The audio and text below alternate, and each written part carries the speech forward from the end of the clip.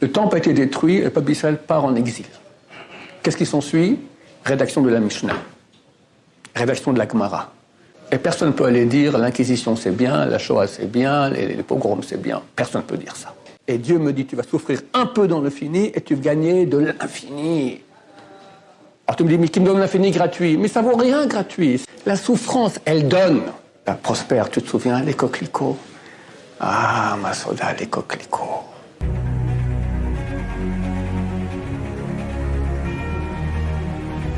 Ce shiur est dédié pour le Ilou Nishama, l'élévation de l'âme de Suzanne Baya, Bat Traki Yvonne et Salomon. De mémoire bénie. À la question de Binyamin. Alors moi je me demandais, si rien n'est acquis dans la vie, comment on peut avoir confiance dans le bonheur que Hachem nous donne, si tout peut disparaître du jour au lendemain? Donc Hachem nous donne du bonheur, bah, Hachem dit bien qu'il te donne du bonheur. Et tu dis comment être heureux, parce que je peux, à chaque seconde ça peut disparaître.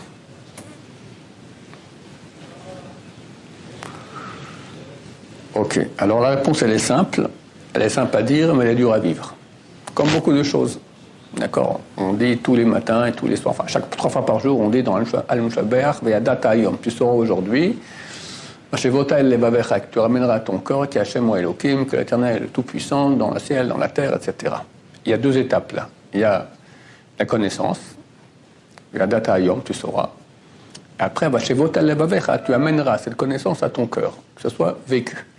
C'est le travail de tout bon juif qui nécessite beaucoup de travail, parce que ce qu'on sait, c'est certainement pas ce qu'on vit. Alors, la réponse à la question est la suivante. Tout dépend de Dieu. Et Dieu ne fait jamais rien qui ne soit pas parfaitement bon. Si Dieu n'était pas parfaitement bon, il ne serait pas Dieu. Dieu, il est parfait, ça fait partie des définitions de la divinité. Dieu ne peut pas être pas bon, c'est pas un Dieu. Et il ne peut pas non plus être presque bon. Il ne peut pas être non plus presque parfaitement bon. Si il est 1 milliard de milliards moins 1 milliardaire de milliardaire bien, c'est plus Dieu. Donc forcément, vu que l'être humain est la perle de la création, le monde entier a été créé pas pour les étoiles, pas pour les planctons, pour l'être humain. 13,7 milliards d'années-lumière. Aucun être humain connaît le chiffre, mais personne ne peut l'imaginer, tellement c'est gigantesque, le monde. Tout ça, pas pour nous, pour un être humain. Comme dit la Gemara dans Sanhedrin, pourquoi est-ce que le premier homme a-t-il été créé 1 et pas 8 milliards, pour que chacun dise, pour moi, seul, le monde entier a été créé. C'est une réalité. Et si de plus on est juif, donc on a de façon automatique une proximité avec Dieu tellement plus grande, plus haute que les anges. Plus haute que les anges. Très très bientôt, ma chère vient Bezrat Hashem. Vous avez entendu, il a sans cesse ses avions, on entend ici. 3-4 jours chez moi à la maison, toute la journée, depuis 6h du matin jusqu'à 9h du soir, les avions qui tournent comme ça, l'avion de chasse, d'accord? Ils font le plus grand exercice de l'histoire d'une attaque sur l'Iran, avec toute la marine, les machins, enfin toute l'armée, voilà, en général. On ne sait pas quand Mashiach vient, mais ça risque de péter à chaque moment. Quand Mashiach viendra, il y aura un dévoilement de lumière divine extraordinaire.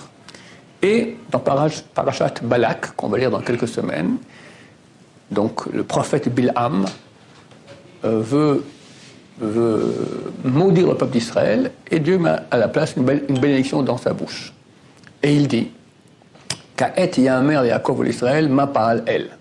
Viendra un temps, une époque, où on demandera à Israël, à Yaakov et à Israël, donc le peuple d'Israël, ma pa'al kel. Qu'est-ce que Dieu fait? Qui va demander? Bien sûr, les non-juifs aussi, parce qu'ils verront qu'il y aura la prophétie quand Mashiach vient. Très prochainement, Bezrat Hashem. Donc on sera en contact avec Dieu. Donc nous demanderons, dites-nous, d'accord, vous êtes en contact avec Dieu, racontez-nous, nous on veut réussir notre vie, d'accord. Mais beaucoup plus que cela, les anges viendront nous demander, toi, t'es plus branché que moi, dis-moi, qu'est-ce qui fait Dieu? Il y a 4 mondes. Les anges sont dans le 3e. Nous, actuellement, on est là, le plus bas. Mais notre âme, elle est au niveau le plus haut. Alors on n'a pas en contact avec notre âme. Et quand Dieu va enlever les barrages qu'il y a entre notre âme et nous, alors on sera branché avec le monde le plus haut qu'il y a, avec Dieu lui-même. Donc les anges eux-mêmes, donc tu comprends que on est un être choyé, aimé, adoré, il n'y a pas de mots, si on se rendait compte de l'amour que Dieu a pour nous, on tomberait raide mort sur place, d'accord? Un peu comme dit le Hachem Akadosh, que si on se rendait compte de la douceur de la Torah, je crois qu'il dit qu'on mourrait, quelque chose comme ça, que c'est phénoménal. Et la Torah, c'est un des cadeaux, grands cadeaux que Dieu a fait avec nous. Dès lors, si quelqu'un va bien intégrer qu'il est aimé, choyé par Dieu, qui est parfait, et qui est parfaitement bon, et qui m'aime, est-ce qu'il peut y avoir une chose qui m'arrive qui n'est pas la meilleure chose qu'il pourrait y avoir? Impossible. Mais évidemment, sur le terrain, tu dirais, et la Shoah, et la souffrance. Pourquoi un bébé dès qu'il naît se met à pleurer? Pourquoi tellement de malheur? Pourquoi tellement de mensonges? Il y a tellement des choses les plus affreuses et dégueulasses, les plus injustices qu'il y a dans le monde, phénoménales de mal. Et évidemment, ça peut nous toucher, c'est ta question. Alors même quand ça va, Baruch Hashem, tu as de la chance que ça va et que ça continue jusqu'à 120 ans, Baruch Hashem. Mais toujours on se dit, mais qui me dit que? Alors la réponse, elle est, mon cher ami, tu es dans les mains de Dieu. Et Dieu veut que ton bien. Et des fois, il pourra penser que c'est bien que tu souffres, pas toi, un autre, d'accord? Il faut comprendre que la souffrance, elle fait souffrir. Mais c'est le plus grand cadeau que Dieu peut donner à quelqu'un. Comme je l'ai expliqué ici souvent, je vais répéter en 2 mots. Parce que nous, on reçoit dans ce monde-ci en fonction des efforts qu'on fournit. Plus tu fournis des efforts, plus tu as droit. Parce que c'est toi qui fais. Dieu ne veut pas donner des cadeaux gratuits. C'est pour ça qu'il a créé ce monde, qu'on a un libre arbitre, qu'on a des efforts à faire. En fonction de l'effort qu'on reçoit, comme ça, ce qu'on reçoit, ça nous appartient à nous. Maintenant, effort égale souffrance. C'est une petite souffrance. La Gemara pose la question, c'est quoi une souffrance? Quand tu mets la main dans la poche pour prendre une pièce, et tu dis, pour prendre 2 pièces, et tu ressors qu'une pièce. Ah, zut, je dois remettre la main dans la poche. C'est souffrance. D'accord? Ou chimiothérapie à Chamishmor. D'accord? La souffrance, c'est une échelle qui est de la plus petite et la plus grande. Quand tu fais un effort, tu as une souffrance. Et en fonction de l'effort fourni, c'est comme ça que tu reçois. Plus il y a d'efforts, plus il y a de mérite. Donc si Dieu maintenant veut donner à quelqu'un plus, il voit qu'il fera des efforts toute sa vie, Baruch Hashem, très bien, alors il a une certaine somme de mérite. Mais Dieu l'aime et veut qu'il ait plus. Alors comment on peut faire plus? Alors on peut rajouter encore quelques années. Ok, on rajoute 120, 130, 140. Au moment c'est fini, on ne peut plus donner trop d'années. Alors on va donner un surplus, pas en quantité, mais en qualité. On va faire que chaque jour, au lieu que tu puisses faire, on va dire, 100 unités d'effort, tu vas en faire 1000. Mais comment? On va te faire souffrir. La souffrance, ça augmente de façon extraordinaire nos mérites. C'est un grand cadeau. Mais, comme dit l'Agmara dans Traité Brachot, on veut ni elles, ni les souffrances, ni leurs mérites. Et quand ça vient, il faut savoir dire merci. Donc on n'est jamais certain de rien. Mais il faut avoir confiance en Dieu. Et la confiance en Dieu, elle aide beaucoup pour qu'il n'y ait pas de souffrance. Parce que très souvent, la souffrance, elle a comme but, à part, comme je dis, de nous faire une application de nous-mêmes plus puissante. D'habitude, la souffrance, alors il y a des souffrances qui viennent pour n'importe quelle raison, d'accord? Ou pour expier des péchés, ou pour qu'on ait... C'est un cadeau d'amour de Dieu, Isurei Ahava, d'accord? Mais en général, la souffrance, à part, comme je dis, l'implication plus grande de mon être, elle vient d'habitude pour me rapprocher de Dieu. Parce que quand quelqu'un souffre, forcément, il lève les yeux vers Dieu. C'est obligatoire. Même un grand croyant, qui toute la journée, il est avec Hachem, il n'est pas là. D'accord, Moshe Rabbeinu, Abraham, il n'est pas là, le type. Il est avec Dieu sans cesse. Et il est en supplication avec Dieu. Mais quand il a mal, il suppliera 100 fois plus fort. D'accord? On ne veut pas les souffrances. Et personne n'aime les souffrances. Il faut comprendre qu'à ces moments-là, on est... hélas, je ne peux pas dire hélas parce que Dieu ne fait jamais des choses qui sont fausses. Mais on va dire au niveau du vécu. D'accord? Les moments de souffrance du peuple juif, et combien il y en a eu, ils ont donné ces moments-là des créations spirituelle inimaginable de grandeur. Le temple a été détruit, le peuple d'Israël part en exil. Qu'est-ce qui s'ensuit? Rédaction de la Mishnah, rédaction de la Gemara. Toute la Torah qu'on a aujourd'hui, c'est ça, c'est Mishnah et Gemara. C'est énorme. Après, il y a eu une époque terrible pour les Juifs, les croisades. Qu'est-ce qu'il y a eu à la même époque? Ça a commencé, les Tosafot. Vous avez vu Tosafot, vous voyez quelle profondeur, c'est phénoménal. Après, il y a eu l'Inquisition et l'expulsion d'Espagne. Qu'est-ce qui est venu juste après? La Kabbalah, Rabbeinu Hari, Shulchan Aruch. Après, il y a eu les pogroms, les Cosaques, en Ukraine, les Marshmam, d'accord? En Russie. Combien de souffrances? On commençait la Chassidoute, les plus grands décisionnaires, le Char, le Taz, tout ça c'était à la même époque. Énorme. Et maintenant la Shoah, que c'est de loin pire que tout ce qu'on a vécu, alors tu vois que ça commence très très fort, retour en terre d'Israël, la Tchouva et Mashiach, que c'est l'infini de bonté. Donc, quand on souffre, on souffre. Et personne ne peut aller dire l'Inquisition c'est bien, la Shoah c'est bien, les pogroms c'est bien. Personne ne peut dire ça. On peut dire que c'est pour un bien. Et Dieu sait ce qu'il fait. Donc avoir confiance en lui, par le fait qu'on ait confiance. Alors ça évite l'opération qui s'appelle souffrance, qui va faire que maintenant tu dois lever les yeux vers Dieu. Je lève les yeux déjà tout de suite. Ça peut éviter beaucoup, beaucoup, beaucoup. La question c'était plus dans le monde de bonheur. Est-ce qu'on doit avoir quand même une part de nous? Genre pas totalement... Être heureux dans la souffrance, presque, quelque part, parce que dans ce que vous dites, c'est on va acquérir la souffrance par le... Regarde. Être joyeux... Regarde, je vais te dire... Fais-moi souffrir, après tu seras heureux. Regarde, je vais te dire un truc. Dans mon bureau, là, maintenant, il y a un Alon. Alon, c'est un feuillet qu'il y a dans les synagogues, d'accord? Je prends pour moi un peu que j'ai des bonnes idées, des choses à dire sur les interventions que nous faisons. Et il parle là-bas, justement, il parle un peu du bonheur qu'on doit avoir dans la souffrance. Alors, ils ont fait un dessin.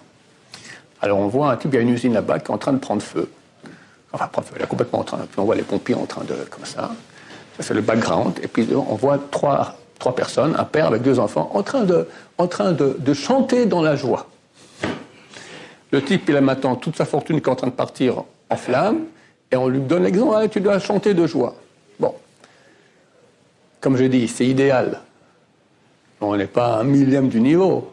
Pas un millième du niveau. Idéalement, on devrait être comme ça. Pourquoi? Comme je dis, il y a data, tu sauras. Parce que la souffrance, elle nous donne un cadeau énorme d'Hachem. Le Zohar, il dit, sont les baisers enflammés de Dieu. Alors, tu reçois une souffrance, allez, danse. Mais, Baruch Hachem, d'accord? Je ne veux pas parler, d'accord? Mais quand il y a même une petite souffrance de rien du tout, c'est insupportable. Et où danser? Et où la joie? Et où chanter? Et quand il y a encore plusieurs souffrances en même temps. Et en plus, il y a tout. Qui n'a pas aujourd'hui des millions de souffrances en même temps? Mais Rav, si vous aimez quelqu'un, c'est pour qu'il le faire souffrir. Moi, je sais pas si j'aime quelqu'un, je vais pas, ah tiens, je vais te faire souffrir parce que je t'aime, et du coup, c'est quelque chose que je comprends pas. Alors, si j'aime quelqu'un, j'ai pas envie de le faire souffrir, j'ai envie justement tout lui donner au maximum pour qu'il soit bien, et ainsi de suite, tout, mais pas dans la souffrance. Enfin, la souffrance, c'est ah non, tiens, regarde, tu vas souffrir, et puis après, vous voyez? Ta réaction est tout à fait normale. Je te dis, si j'aime quelqu'un, je ne vais pas le faire souffrir. Mais désolé, Israël, ça prouve que tu n'as rien compris à mon cours. Et je vais répéter, parce que tu n'as pas compris, les autres aussi vont rien comprendre. Hachem nous aime. Alors, il veut nous donner... Qu'est-ce qu'il veut nous donner? Lui. Infini de bonté. Infini de bonté. Il ne veut pas donner un don gratuit. Parce que si c'était un don gratuit, pas besoin de créer l'univers, on reste au paradis, on est avec Hachem, et tout va bien. On aurait été pire qu'un plancton. T'es rien. Parce que Dieu te donne tout, t'es rien. On ne peut pas dire que tu es. Comme un robot. Un robot est, le robot est très actif, il fait tic, tac, tac. Mais il est un robot, c'est moi qui le commande, la télécommande de l'an. Voilà. Qu'est-ce qu'il est? Pinocchio, comme j'ai dit l'autre jour. Rien. Dieu a fait un cadeau phénoménal. Les anges n'ont pas compris. Il va créer un être qui a un libre arbitre qui peut aller contre Dieu. Les anges ont été terrorisés. Quoi? Contre toi, le maître du monde, incontesté, quelqu'un va te faire comme ça? Ça ne manque pas des choses pareilles. T'as une gay pride là, je ne sais pas si on peut dire ça. D'accord, il y a un festival. D'amour. De la joie. De la joie, d'accord, à Jérusalem. À Jérusalem, la ville sainte, d'accord. C'est faire comme ça au bon Dieu, d'accord. Et il laisse faire, Donc il a donné... On essaie de ne pas laisser faire, mais on ne peut pas faire autrement. D'accord. Pour le moment, c'est ce qui se passe. En tout cas, il y a des gens qui le font. D'accord. Et Dieu laisse faire. Pourquoi Laisse tomber le festival, la Shoah, et Dieu laisse faire. Pourquoi? Alors, ou bien c'est tout de la blague, Dieu n'existe pas, puis on s'est planté, puis en fait, c'est pas un Dieu qui régit le monde, c'est un vilain monstre, d'accord, qui veut que le mal, et il nous a créés pour nous faire du mal. C'est pas un tzaddik, c'est un sadique avec un S, d'accord. Ou bien, ce que prétend la Torah, que, étant donné que Dieu veut me donner un don qui soit un vrai don, vrai don n'est possible que si ça m'appartient même face aux accusations d'une justice de Dieu, qui va dire la justice. Dieu a créé il a créé un côté qui s'appelle la miséricorde, mais aussi un côté qui s'appelle la justice. La justice vient dire, Dieu, pourquoi tu donnes un Ron Shaya? D'accord. Si Dieu va être juste, il va écouter la justice et dire, t'as raison, il n'a pas droit, Ras Shalom. Mais si maintenant j'ai droit, pourquoi? Parce que j'ai investi de moi des efforts, une souffrance. Tu as investi de toi, tu as droit. La justice la plus rigoureuse au monde viendra dire, ah, t'as pas droit, je dirais, désolé mon cher ami, regarde, tac, tac, tac, tac, tac, tac, tac, toute sa souffrance, ça m'appartient. Ce que je reçois maintenant me revient, ça m'appartient. Ça, c'est un vrai don. Et Dieu est un Dieu de vérité. Il ne veut pas donner un don gratuit où tu n'es un plancton, tu es un nul, tu n'es rien, tu n'existes pas. Il veut que tu sois. Pour être, il faut que tu fasses. Face veut dire investir. Donc c'est le plus grand don que Dieu me donne. Être. Maintenant, tu peux être petit. Plus tu vas investir, faire des efforts, en guillemets souffrir, plus tu vas être. Alors Dieu, il peut dire, ok, ce type-là, j'aime bien, mais je vois que s'il va souffrir, il va complètement se désagréger en petits morceaux de rien du tout. Alors je lui donne peu. Peu. Et il sera peu. Mais si maintenant, quelqu'un, il est capable de résister, de faire beaucoup d'efforts, d'avoir des souffrances, et tenir bon. Si Dieu ne lui donne pas les souffrances exactement équivalentes à son potentiel, ben Dieu, quelque part, il était injuste. Parce que j'aurais pu avoir des milliards de milliards en qualité d'infini, et tu ne me donnes pas. Non, j'ai vu que ça tu souffrirais. Mais tu aurais dû me faire souffrir. J'aurais souffert un peu dans le monde du fini, et j'aurais gagné de l'infini. Combien ça vaut? 1 milliard de milliards par rapport à l'infini? En beau français, wallo, halet, zéro. Et Dieu me dit, tu vas souffrir un peu dans le fini, et tu vas gagner de l'infini. Alors tu me dis, mais qui me donne l'infini gratuit? Mais ça vaut rien gratuit, c'est rien. On veut que ça m'appartienne vraiment. Ça, c'est la bonté de Dieu, que ça passe par une justice, que tu as droit. Oui. Comme c'est écrit, et Asher Yoav Yochiach. Celui que Dieu aime, il le fait souffrir. C'est comme ça, mon cher ami. Pourtant, la souffrance, ça peut repousser. Alors Dieu sait ce qu'il fait. Dieu, c'est le plus grand éducateur qui existe au monde. Et il va donner des souffrances qui sont adaptées à la personne. Comment, qui, quoi, très souvent on ne comprend pas du tout. Il y a des gens qui sont désagrégés par la souffrance. C'est vrai. Mais qu'est-ce qu'on sait, nous? Qu'est-ce qu'ils viennent réparer? C'est les guilgoules de quoi? Qu'est-ce que Dieu va leur donner en compte? On ne sait pas, je suis d'accord. Mais Dieu se trompe. Il ne peut pas se tromper. Parce que c'est marqué qu'il donne à manger aux œufs de poux. Tu as vu les œufs de poux, toi, dans ta vie? Tu as de la chance. D'accord? C'est minuscule. Ça se voit à l'œil. Et Dieu s'occupe des œufs de poux. Et de nous, qui on a créé à l'image de Dieu, qu'on est les serviteurs de Dieu, qu'on étudie sa Torah, que c'est lui-même, sa pensée, il va oublier, il va se tromper dans les doses de souffrance. Il ne se trompe pas du tout. Donc pour répondre à la question, Binyamin, quelqu'un qui a la émouna, qui a la foi en Dieu, c'est ça tout le travail, tu sauras et tu ramèneras à ton cœur. Quelqu'un qui a la émouna, et je ne parle pas en tant que connaisseur. Vraiment, je te dis la théorie, et je suis très très loin de la pratique, d'accord? Quelqu'un qui a la émouna, alors ça n'existe pas que ça ira pas bien. Tout est bien. Tout est bien. Quand quelqu'un va chez le dentiste, d'accord? Aujourd'hui, peut-être, je crois, ils font des piqûres d'anesthésie. À l'époque, c'était pas comme ça, c'était terrible, d'accord? D'accord. Tu vas là-bas. Pourquoi tu vas là-bas? Tu souffres. Mais tu comprends que c'est nécessaire. Et après, avec un sourire, tu dis merci au dentiste, il lui donne encore 200 €. D'accord? Tu payes pour souffrir. Avec un sourire. Parce que ta tête, et pas tout le monde, hein, parce qu'il y en a qui préfèrent avoir les caries et pas aller chez le dentiste. Il y a des enfants qu'il faut se battre avec eux, hein, c'est pas facile. Mais quelqu'un qui est déjà adulte, il arrive à comprendre que cette souffrance, elle est bonne, parce qu'elle le guérit. Et il veut ça. Il y avait un... Il y a une différence justement là-dessus, c'est que quand je vais chez le dentiste et qu'en effet je souffre, que je ressens quelque part après ça justement que je vais bien. Mais quelque part il y a une grosse différence, parce que quand c'est vis-à-vis d'Hachem, je souffre parfois, mais je ressens pas quelque part derrière que c'est bien. Mais le principe est exactement le même. Enfin, moi je dis qu'ici, ici c'est vrai qu'on rame dans le vide, parce qu'on ne voit rien, c'est ça tout le challenge. D'accord? Mais si quelqu'un maintenant, il va faire le travail de Emouna, de croyance en Dieu qui arrive au niveau du vécu. Alors c'est exactement, comme chez les dentistes, je sais que tu es mon dentiste Hachem, tu t'occupes maintenant de mes dents, de mes pieds, de mon cœur, de ma tête, d'accord? Le grand médecin, il s'occupe maintenant, merci beaucoup. C'est pas facile. Et moi je parle personnellement, je suis à des milliards d'années-lumière de ces choses-là. J'ai eu un voisin, Baruch Hachem, il réussit très très bien aujourd'hui, il a une très grande communauté, il enseigne la Kabbalah, etc. Il avait 6, 7, 8 enfants, c'est le voisin du dessus, et sa femme est décédée de la maladie. Et après, il s'est remarié, et dans les fiançailles déjà, on a appris que sa fiancée, elle a déjà aussi la maladie, puis elle est morte aussi. Il s'est remarié encore une 3e fois. Et là maintenant, il a perdu un fils. Que de souffrance. Il a dit, lors de la Shiva, il a dit, il y a un traité du Talmud qui s'appelle souffrance. C'est une chose qu'il faut apprendre, d'accord? Il y a tout un enseignement, une chose, et il faut travailler là-dessus aussi. C'est un travail difficile, mais qui donne énormément. On ne peut pas accéder à une chose qui a de la valeur vraiment authentique sans souffrance. Agmara dans Megillah dit ça, il y a Gata Matzata Amin. Tu as peiné, tu peux croire que tu as trouvé. Tu n'as pas peiné, ne crois pas que tu as trouvé. Ça n'existe pas dans ce monde accéder à une chose qui a de la valeur sans souffrance. Agmara dans Brachot dit il y a 3 choses qui sont avec souffrance.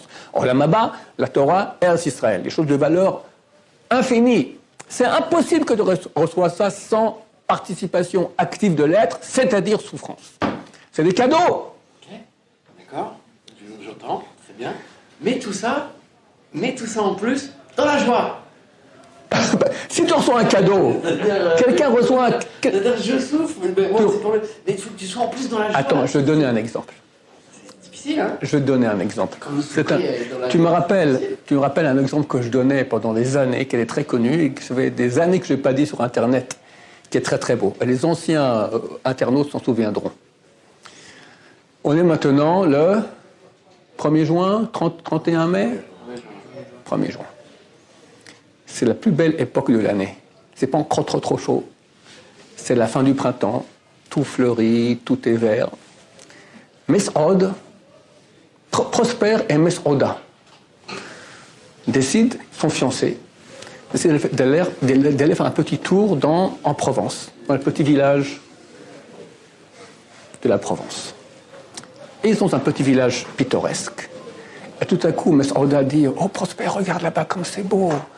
La colline, toute rouge, plein de coquelicots. Prosper qui dit, ah ouais, t'as raison, comme c'est beau ces coquelicots. Attends, je reviens. Mais où tu vas? Je reviens. Prosper, Mes'od, ne t'inquiète pas, je reviens. Et Prosper se met à courir. Et il court dans la Provence. Il arrive, il cueille un bouquet de coquelicots pour Mes'oda. Et il revient après 2 heures.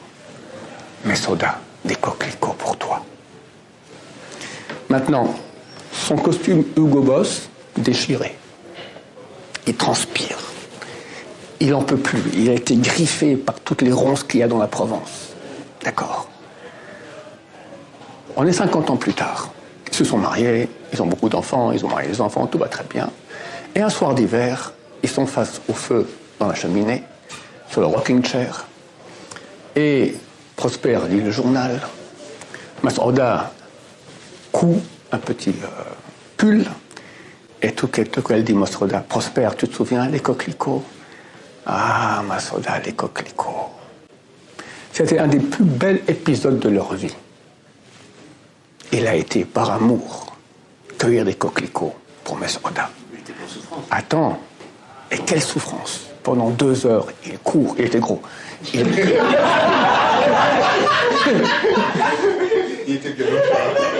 Il court, il transpire, il revient sanguinolent de toutes les ronces. Son Hugo Boss, il est déchiré. Mais pour l'amour qu'il a pour Mesroda, au contraire, c'est pas eu ça. Maintenant, avant de partir, j'ai oublié un détail très important. Juste à l'endroit où ils étaient, il y avait là-bas, c'est marqué fleuriste, bouquet de coquelicots, 5 €. Pauvre type! Achète-lui un bouquet et c'est terminé. Non. Qu'est-ce qu'elle préfère, Mesroda, 50 ans plus tard? Tu te souviens du bouquet que tu m'as offert à 5 € dans le village? Elle a complètement oublié. Mais ça, c'est un acte héroïque d'amour, de souffrance. Pour elle, c'est un don. C'est ça que Dieu veut. Dieu veut une histoire d'amour. Alors, des fois, on voit Mesroda et on voit les coquelicots. Des fois, on voit que le Hugo Boss déchiré, elle est ronce et sanguinolent. Mais à la fin, c'est ça. Et c'est le plus grand moment de notre vie. Le Rav de Brisk, c'était le grand de la génération ici, en début à la création de l'État. Il a fui les nazis durant la guerre. Il a écrit des chidushim sur le Rambam, extraordinaire. Il dit une fois à son fils, tu te souviens, ces chidushim, comment je les ai eus où? On se cachait dans la forêt. Et il y avait les shtukas, les bombardiers nazis qui bombardaient, on était poursuivis par les nazis. Et là, on a découvert les plus beaux chidushim sur le Rambam. La souffrance, elle donne. On ne veut pas la souffrance, on ne veut pas ses mérites. Mais si Hachem, le grand amoureux que nous avons, notre Père qui nous aime, qui veut que notre bien, il décide, tu vas souffrir maintenant, on devrait dire Amen et merci. On devrait dire. Et surtout pas, si on n'arrive pas à dire Amen et merci, moi on peut le dire au moins, même si on ne le pense pas, c'est déjà quelque chose. Mais surtout pas, comme il y en a, hélas beaucoup, je ne peux pas les juger, parce qu'on est très petit au niveau spirituel aujourd'hui. Mais ils mettent Dieu sur le banc des accusés. Pourquoi il m'a fait ci? Pourquoi il m'a fait ça? J'ai donné la tzedaka, et après tout, Dieu il me fait, c'est injuste, le kata, habibi, il te donne la vie, tu peux dire, comment tu parles? Si c'est pas qu'à ce moment, Dieu même te donne maintenant la vie pour parler, contre lui. Chafé shalom, Dieu ne plaise, on peut pas. Il y a des gens qui ont souffert énormément.